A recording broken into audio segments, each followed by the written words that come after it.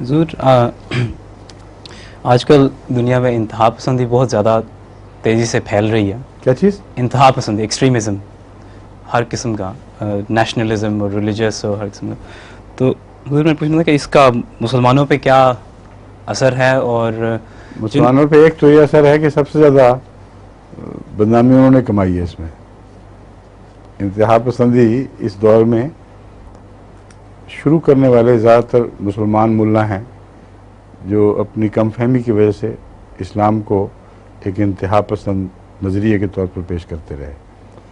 اور جب ابھی روس اور امریکہ کی جو ٹھنڈی جنگ تھی وہ جاری تھی، اس وقت ان کو موقع مل گیا کہ اس نام پر وہ کئی قسم کے اپنے مظاہر کریں، کئی ایسے اپنے اعمال دکھائیں دنیا کو جس سے دنیا اسلام سے متنفر ہوتی رہے اور ان پر پکڑ نہ کر سکے پوری طرح، کیونکہ دونوں طاقتوں میں سے ایک ان کو پناہ دے دیا کرتا تھا.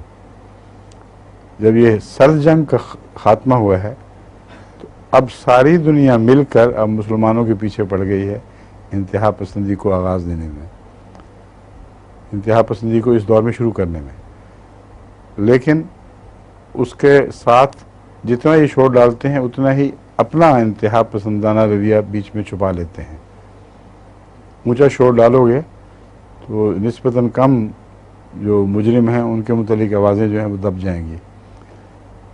واقعہ یہ ہے کہ ہر جگہ اب انتہا پسندی محض اس رد عمل کے طور پر نہیں بلکہ ویسے شروع ہو چکی ہے.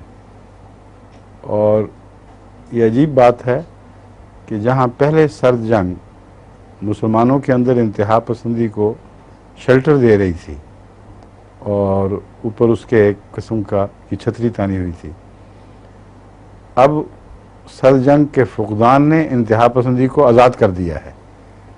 ان ممالک میں آزاد کر دیا ہے جہاں بیچ میں دلوں کے اندر انتہا پسندی کے رجحانات موجود تو تھے، مگر روس کے ساتھ مقابلے کے خوف سے، اس وجہ سے کہ اس کے بد اثرات ظاہر نہ ہوں، وہ باز رہتے تھے اور دبے ہوئے تھے وہ جذبات.